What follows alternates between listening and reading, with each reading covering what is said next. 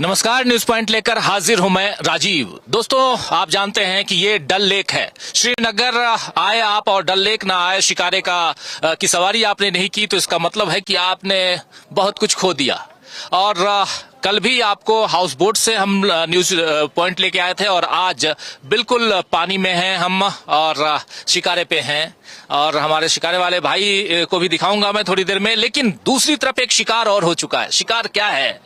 शिकार दिल्ली में आज जो खबर बहुत तेजी से फैली है, बढ़ी है, वो है 4 बजे जब प्रेस कॉन्फ्रेंस हुई। अश्विनी वैष्णव ने जब प्रेस कॉन्फ्रेंस की कैबिनेट कमेटी की बैठक के बाद, तो पूरा तहलका मच गया। कल तक पहलगाम और भारत पाकिस्तान इन सब की बात होती थी, लेकिन आज दूसरी बात हो रही है।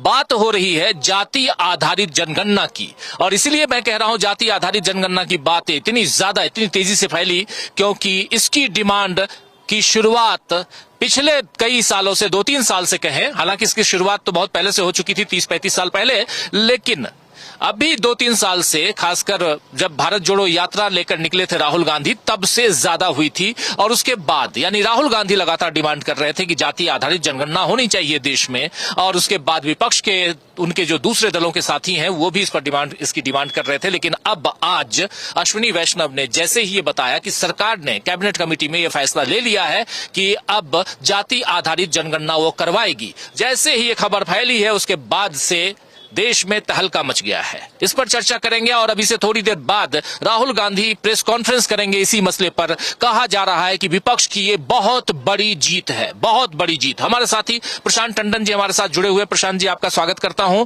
और भी कुछ साथियों से आपका परिचय करवाऊंगा। डल लेक में हम लोग हैं, डल झील में, श्रीनगर में जो जन सामान्य उसी ढंग से जैसे रोजमर्रा की जिंदगी जीते हैं वैसे ही जी रहे हैं, और लेकिन उसके साथ साथ काम और दूसरी चीजें जिसमें सुरक्षा और बाकी चीजों की बात की जाए वो सब चलती ही रहती हैं। तो ये सब और इसके साथ क्या हो रहा है देश में वो हम लेकर आ गए हैं इस न्यूज पॉइंट में सीधे डल लेक से। सबसे पहले सुनेंगे कि अश्विनी वैष्णव ने जब इसकी घोषणा की प्रेस कॉन्फ्रेंस में तो उन्होंने क्या कुछ कहा है, और राहुल गांधी को भी सुनेंगे। राहुल गांधी संसद के अंदर, राहुल गांधी फिर अखिलेश यादव, इन लोगों ने डिमांड की थी, वो भी सुनेंगे। तो बहुत कुछ है जिसको सुनना है अभी इस कार्यक्रम में। पहले सुनते हैं अश्विनी वैष्णव को, जहां से आज तहलका मच गया कि अब भारत सरकार जाति आधारित जनगणना करवाने वाली है। सुनिए अश्विनी वैष्णव को। Congress governments have always opposed caste census. Caste was not included in all the census operations conducted since independence.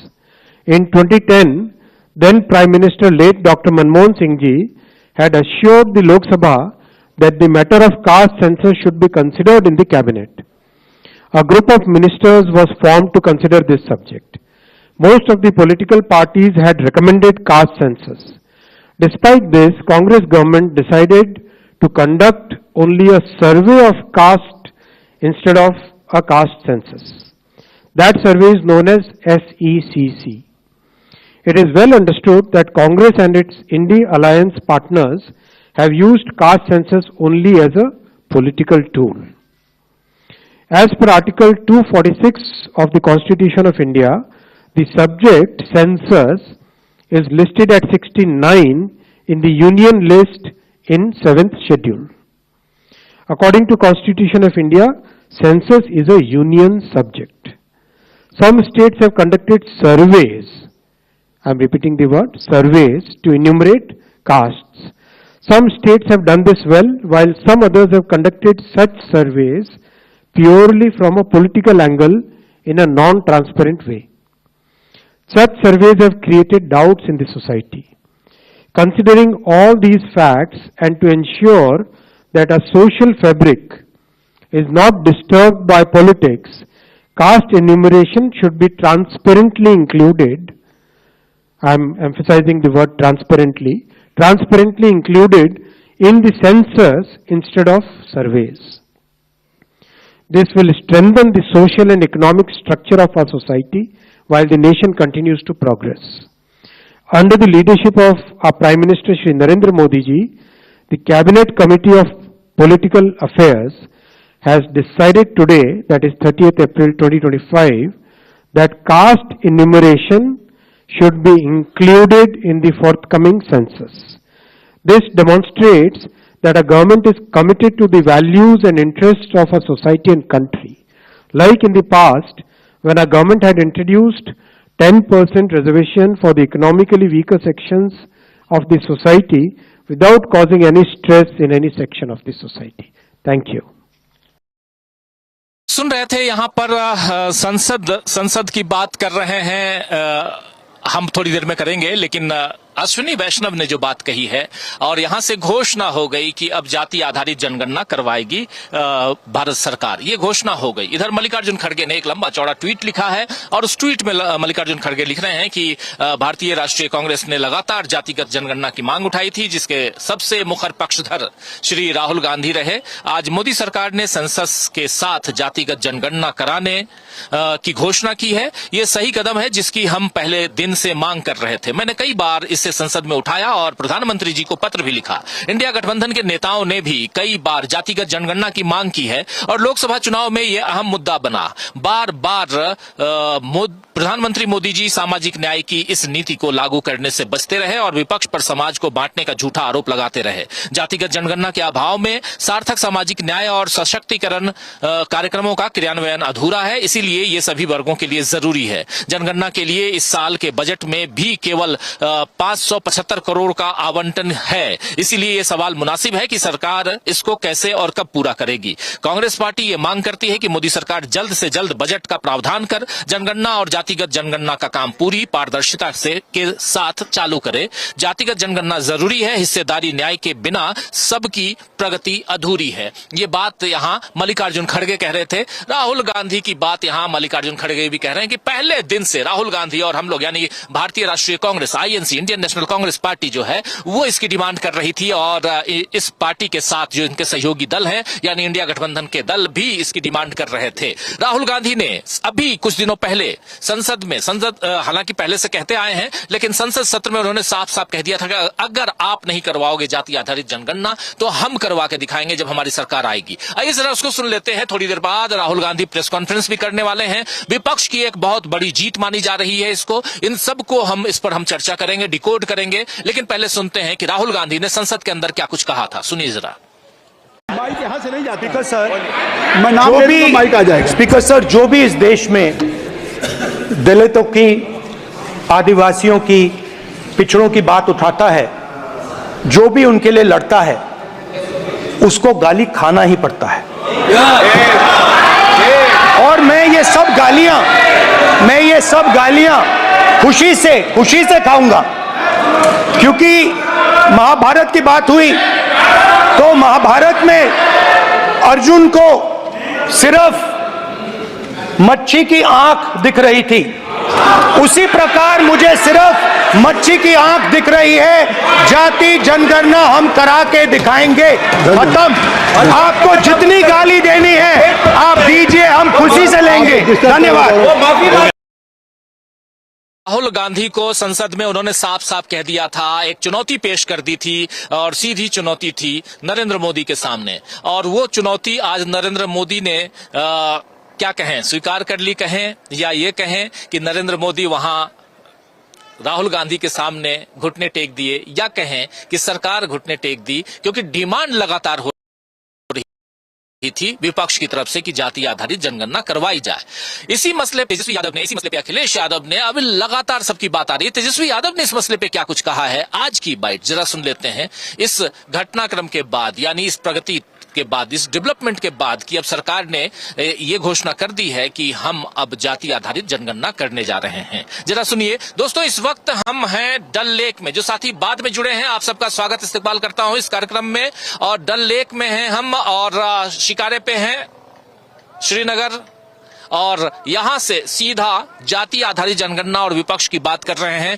Pahalgam की बात बहुत हो गई, कश्मीर की बात भी हम करते रहे हैं, लेकिन साथ साथ ये भी कि क्या चल रहा है देश में। जरा सुनिए पहले तेजस्वी यादव को। सरकार ने फैसला किया है कि पूरे देश में जाति जनगणना कराया जाए। देखिए, ये हम लोगों की 30 वर्ष पुरानी मांग रही है और ये हमारे पुरखों की जीत है, समाजवादियों की जीत है, लालू जी की जीत है। आपको पता होगा 96-97 में भी कैबिनेट से जो है पास किया गया था कि 2001 का जो होगा उसमें जनगणना जो होगी उसमें जाति आधारित गणना भी कराया जाएगा। लेकिन उस समय अटल बिहारी जी सरकार में थे 2001 में, तो ये नहीं हो पाया। फिर हम लोगों की मांग थी, मनमोहन जी प्रधानमंत्री बने 2011 में हुई, तो जातीय जनगणना जो है और इसमें इंक्लूड किया गया था। और पहली बार 17 महीने में किसी राज्य ने अपने बलबूते जो है कराया, तो वो महागठबंधन हमारी सरकार थी। तब जो है बिहार में जाति आधारित गणना हुई। और पूर्व में भी इससे पहले हम पूरे बिहार के सभी दल के लोगों को लेकर के प्रधानमंत्री जी से मिलने गए थे, तब प्रधानमंत्री जी ने मना कर दिया था। पार्लियामेंट में इनके कई केंद्र मंत्रियों ने मना किया। लेकिन आज हम लोगों की ताकत देखिए, समाजवादियों की ताकत देखिए कि इनको हमारे ही एजेंडे पर जो है काम करना पड़ रहा है। तो अब हमारी अगली लड़ाई ये होगी कि जब ये जनगणना होगी जिसमें इंक्लूड किया जाएगा कास्ट सेंसस का भी, तब उसके बाद जब नतीजे आएंगे तो पूरे देश में और पूरे देश के जो विधानसभा चुनाव में हमारी मांग रहेगी कि पिछड़ों और अति पिछड़ों के लिए भी, जैसे दलित और आदिवासी भाइयों का आरक्षित सीटें हैं, उसी प्रकार से पिछड़ों और अति पिछड़ों का भी जो है आरक्षित सीटें जो है वो करनी पड़ेगी। ये लड़ाई हम लोग जो है लेकर के चलेंगे, क्योंकि जो फाइंडिंग्स होंगे, हम लोगों की जितनी आबादी है उस हिसाब से हम लोगों की भी भागीदारी होनी चाहिए। तो बिहार में भी हम लोगों ने देखा, उस तर्ज पे हम लोगों ने पहली बार बिहार ने 65% आरक्षण जो है पिछड़े, अति पिछड़े, दलित, आदिवासी के लिए बढ़ाया था हम लोगों ने। और अभी भी आप देखिएगा कि जब देश भर में होगा, अब तो होना है क्योंकि आपका ये परिसीमन होना, परिसीमन से पहले सेंसस होना है। सेंसस में ये लोग कास्ट सेंसस को इंक्लूड करेंगे और जब इसकी फाइंडिंग्स आएगी तो पिछड़ों के लिए और अति पिछड़ों के लिए भी विधानसभा और लोकसभा में सीटें रिजर्व करनी होगी। ये हम लोगों की अगली लड़ाई होगी। यहाँ पर तेजस्वी यादव अपनी बात रख रहे थे और खासकर पिछड़ों की लड़ाई तेजस्वी यादव की पार्टी लड़ती आई है, लालू यादव की पार्टी लड़ती आई है। और इसी मसले पर लालू यादव ने भी ट्वीट किया है। आज बहुत सारे ट्वीट आ रहे हैं दोस्तों, बहुत प्रतिक्रियाएं, ट्वीट मतलब प्रतिक्रियाएं। एक तो ट्विटर हैंडल है और उसको जरा माना जाता है ऑथेंटिक हैंडल, इसलिए अब जिसको एक्स कहा जाता है, तो उस पर बहुत सारी प्रतिक्रियाएं आ रही हैं। उसके जरिए हम आप तक पहुंचा रहे हैं। लालू प्रसाद यादव ने क्या कुछ लिखा है इसी मसले पे। लिख रहे हैं कि मेरे जनता दल के राष्ट्रीय अध्यक्ष रहते दिल्ली में हमारी संयुक्त मोर्चा की सरकार 1996-97 में कैबिनेट से 2001 की जनगणना में जातिगत जनगणना कराने का निर्णय लिया था, जिस पर बाद में एनडीए की वाजपेयी सरकार ने अमल नहीं किया। ये 96 की बात कर रहे हैं। उसके बाद लिख रहे हैं कि 2011 की जनगणना में फिर जातिगत जनगणना के लिए हमने संसद में जोरदार मांग उठाई। मैंने स्वर्गीय मुलायम सिंह जी, स्वर्गीय शरद यादव जी ने इस मांग को लेकर कई दिन संसद ठप किया और बाद में प्रधानमंत्री स्वर्गीय मनमोहन सिंह जी के सामाजिक आर्थिक सर्वेक्षण कराने के आश्वासन के बाद ही संसद चलने दिया। देश में सर्वप्रथम जातिगत सर्वे भी हमारी 17 महीने की महागठबंधन सरकार में बिहार में ही हुआ, जिसे हम समाजवादी जैसे आरक्षण, जाति गणना, समानता, बंधुत्व, धर्मनिरपेक्ष इत्यादि 30 साल पहले सोचते हैं, उसे दूसरे लोग दशकों बाद फॉलो करते हैं। जातिगत जनगणना की मांग करने पर हमें जातिवादी कहने वालों को करारा जवाब मिला। अभी बहुत कुछ बाकी है। हम इन संघियों को हमारे एजेंडा पर नचाते रहेंगे। हम इन संघियों को हमारे एजेंडे पर नचाते रहेंगे। ये बात यहाँ लालू प्रसाद यादव कह रहे हैं। तो एक बहुत बड़ी चुनौती यहाँ लालू यादव ने सीधे सीधे कहें तो पेश कर दी है और बहुत बड़ी बात यहाँ कह रहे हैं। इस बीच अखिलेश यादव का भी ट्वीट आया है दोस्तों। अखिलेश यादव लिख रहे हैं कि जाति जनगणना का फैसला 90%, जी हाँ 90% पीडीए की एकजुटता की 100% जीत है। 90% पीडीए की एकजुटता की 100% जीत है। हम सबके सम्मिलित दबाव से भाजपा सरकार मजबूरन ये निर्णय लेने को बाध्य हुई है। सामाजिक न्याय की लड़ाई में ये पीडीए की जीत का एक अति महत्वपूर्ण चरण है। भाजपा सरकार को ये चेतावनी है कि अपनी चुनावी धांधली को जाति जनगणना से दूर रखे। एक ईमानदार जनगणना ही हर जाति को अपनी अपनी जनसंख्या के अनुपात में अपना वो अधिकार और हक दिलवाएगी जिस पर अब तक वर्चस्ववादी फन मारकर बैठे थे। ये अधिकारों के सकारात्मक लोकतांत्रिक आंदोलन का पहला चरण है और भाजपा की नकारात्मक राजनीति का अंतिम, भाजपा की प्रभुत्ववादी सोच का अंत होकर ही रहेगा। संविधान के आगे मन विधान लंबे समय तक चल भी नहीं सकता है। ये इंडिया की जीत है। देखिए, ये इंडिया की जीत है। ये लगातार ये बातें आ रही हैं और इसमें इंडिया की जीत, यही बात तो इधर मल्लिकार्जुन खड़गे ने भी कही, यही बात तेजस्वी यादव ने कही, यही बात लालू प्रसाद यादव ने कही और ये तमाम बातें जो हैं वो बता रही हैं कि आज का दिन विपक्ष की जीत के रूप में देखा जाएगा। और लेकिन इसके साथ साथ आखिर क्यों यहां पर आज अचानक कैबिनेट फैसला लेता है? बात तो पहलगाम की हो रही थी, बात कश्मीर की हो रही थी, बात हिंदुस्तान पाकिस्तान की हो रही थी, लेकिन बात अचानक जाति आधारित जनगणना की क्यों होने लगी? कुछ लोगों ने ये कहा कि ये हेडलाइंस मैनेजमेंट है, खासकर कांग्रेस से ये प्रतिक्रिया भी आई कि हेडलाइन मैनेजमेंट है। लेकिन इन सब पे हम बात करेंगे, चर्चा करेंगे। चलिए इस चर्चा को अब आगे बढ़ाते हैं और ये